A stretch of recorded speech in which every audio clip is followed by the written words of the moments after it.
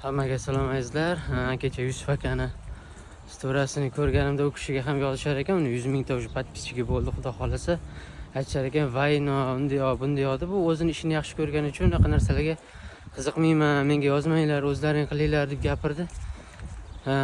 Men o'shani ko'rdimda, menga ham juda ko'p klientlarimiz aytadi, tanishlarim aytadi, "Ko'p подписчиги yig'moqchi bo'lsang, Vayno kulgili narsa" deydi.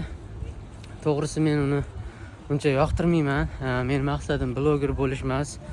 Men o'zimni auditoriyamni yig'ib, shu sartaroshlar 5 mingtami, 10 mingtami, shularga o'zimni hunarimni o'rgatib, yaxshilik qilib, shu maqsad o'zimni professionalni ko'rsatmoqchiman. Unaqa vayn olib, kulgili bir narsalar kloun bo'lib, maqsadim bloger bo'lish emas.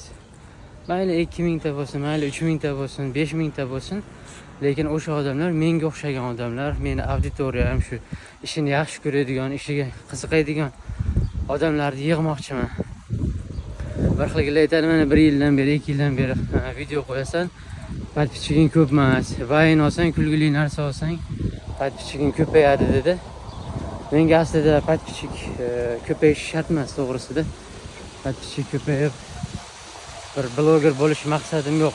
Mening maqsadim shu o'zimni hunarimni ko'rsatib, odamlarga o'rgatib, prosta foydam tegishini xohlayman. Shuning uchun vayn olmoqchi bo'lganlar, vayni deganlar o'zlaring vayn olinglar.